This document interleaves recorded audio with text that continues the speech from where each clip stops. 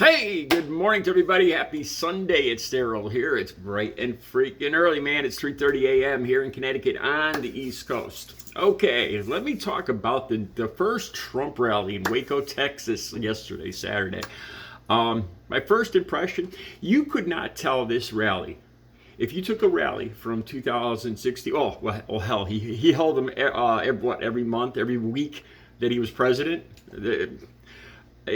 You take one from 2016, 2018, 2019, and the one from last night or yesterday, and I swear to God, you couldn't tell them apart. You could not tell them apart from maybe a few references, like about January 6th. Other than that, you could not tell them apart. Same people, same clothes, same rhetoric, same guests. Same everything, same complaints, same anger. And the same black guy, over Trump's left shoulder, over Trump's left shoulder, same black guy. Except he wasn't wearing his Blacks for Trump's shirt. So hey, there's a difference. Okay, I want to talk. I'm not even. You know what? I'm not even going to talk about Donald Trump. I'm not. Because all he said is he says he's the most innocent man in the history of America. He's the most innocent man in the history of the United States. Yeah. I'm not even going to talk about Donald Trump. I want to talk about Ted Nugent. So I got my own impression of Ted Nugent from 1991. I met Ted Nugent. I've talked about this before, but I talked with one of my friends on the phone about 2 weeks ago that went with me to this concert. And he reminded me of a few things that happened at that concert when I met Ted Nugent.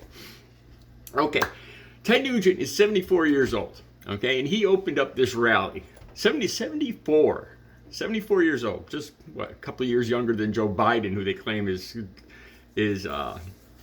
dementia. Honestly, Ted Nugent reminds me of, there's a guy I see every morning. I'm not making fun of mental illness or anything like that, but this guy is always talking to himself and he's yelling loudly. That's how I know he's in the area. And he yells at street signs and trees. I'm not making fun of this mental illness. But I swear to God, when I heard Ted Nugent's, his tone, his timbre of his voice, the way he was yelling, and the stuff he was yelling about gulags in Washington, D.C., the January 6 people being held in gulags. And he wants his money back. He's a guitar player, and he wants his money back. And the rest of the world sucks. And America's catching up quick. But this is a bunch of crap kickers here. Wow, what a freaking lunatic. Let me talk about this guy, because I met him. I talked about this a little bit before, but like I said, my friend reminded me of something.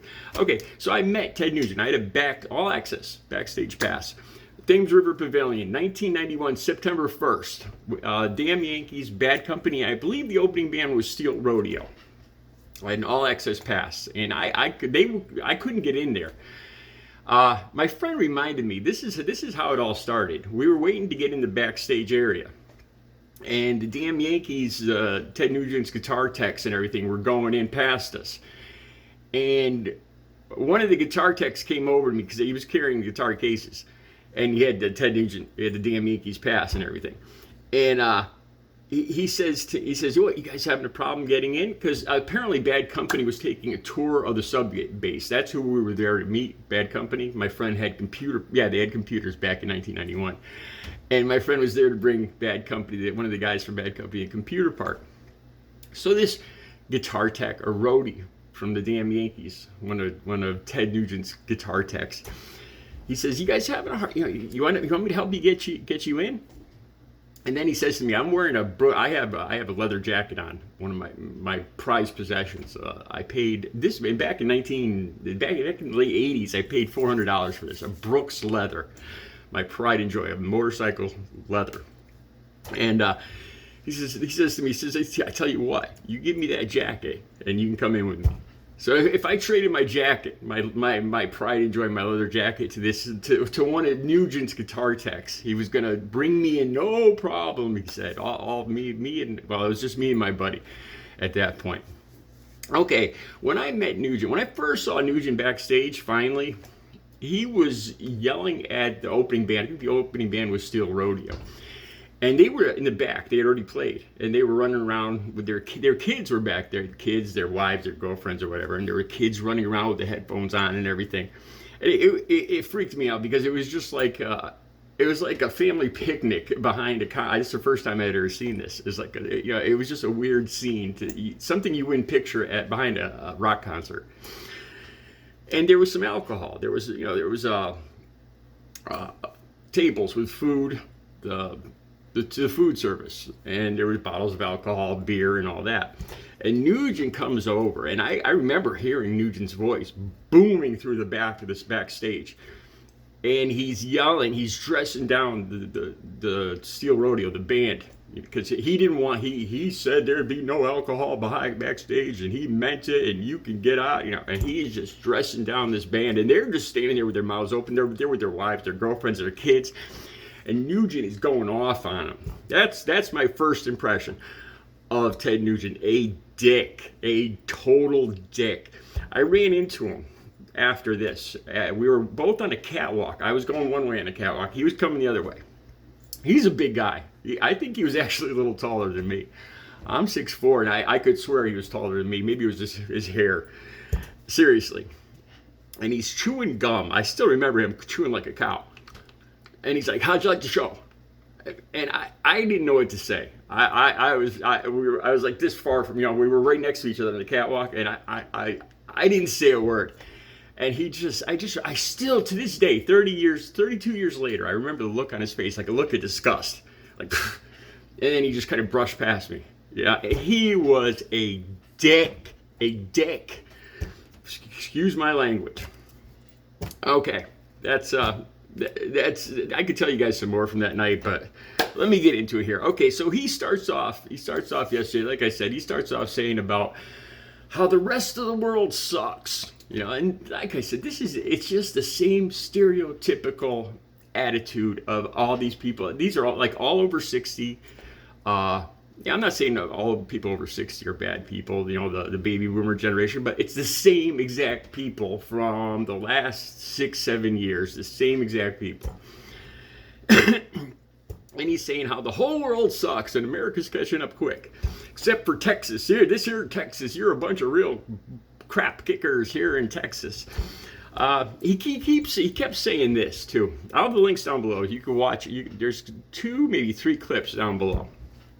And this must be a shtick, because he's got a regular show. I think it might be on YouTube or on Truth Social or whatever. He's got his own podcast, and his wife, I think, has got her own podcast too. This must be a shtick of his, because it sounded like he said this a lot of times before. "I want my money back." I didn't, and he goes like, "I didn't." He listed all these things that he didn't authorize. He seriously said this. He says, "I didn't authorize my money to go to the Taliban for because Donald Trump sat down with the Taliban to organize that whole thing of the U.S. pulling out and how the stuff was left there." I still remember seeing pictures of helicopters all trashed, because we trashed a lot of the equipment before we left, because it was much cheaper just to leave it there. It was becoming obsolete. We just trashed it, left it there. Smart move, I think. But Ted Nugent saying, "I didn't authorize this." He's actually saying this. He wants his money back. So this is it must be his shtick, And I'm thinking about this, and he's talking about his tax dollars, and he wants like a refund. And I'm thinking about this video. I was like, well, I'm going to make a joke. He doesn't understand how elections work. Each taxpayer doesn't get to vote on each individual action all across the United States. Like, I didn't authorize that. That's what he's saying. Then he says he talks about the procedure, but he says it in much harsher terms. The killing of, I can't say it. "I didn't authorize that. I want my money back." And I thought I was going to make a joke. He doesn't understand. In the United States, we elect somebody that best represents our interests, and then they vote and don't vote, or vote yes or no or whatever. We don't get to vote to authorize where I want $100 of my money to go over here. I need my money to go for this. because that's what he's really saying here, you know. And then he talks about Vladimir Zelenskyy, and this is just over the top. This is where he really reminds me of this guy that I see walking around here, yelling at signs and street posts, or street signs and trees. He calls Vladimir Zelenskyy. This isn't my words. This is the words of Ted Nugent. He calls Vladimir Zelenskyy. I didn't authorize my money to go to that homosexual weirdo. Not my words. These are the words of Ted Nugent. What is this about? Yeah, you know. First of all, I couldn't care less. I could not give a flying F who Vladimir Zelenskyy sleeps with.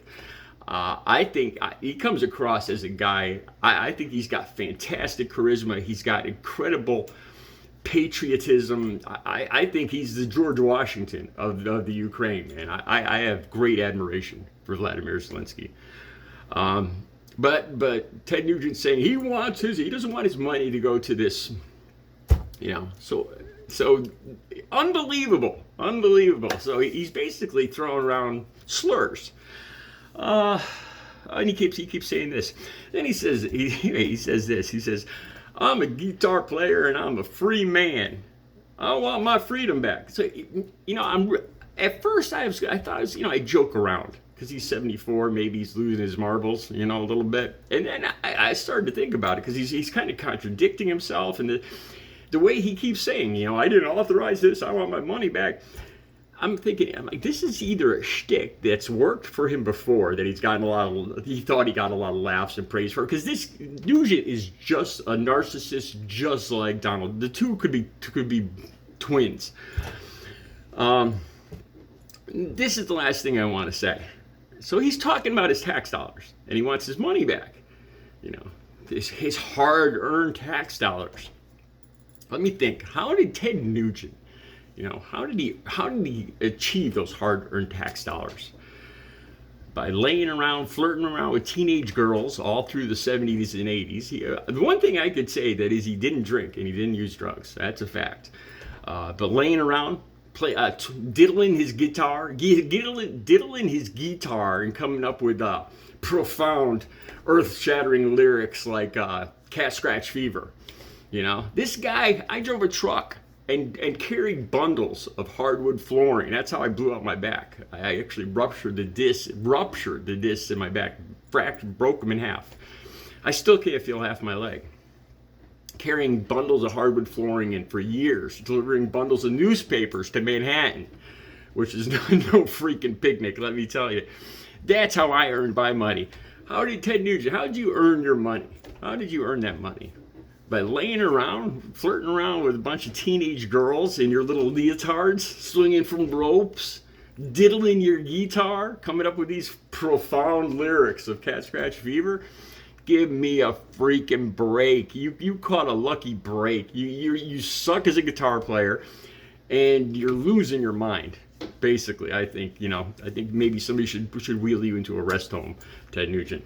Those are my thoughts. Ted Nugent. The clips will be down below. You guys have a good Sunday.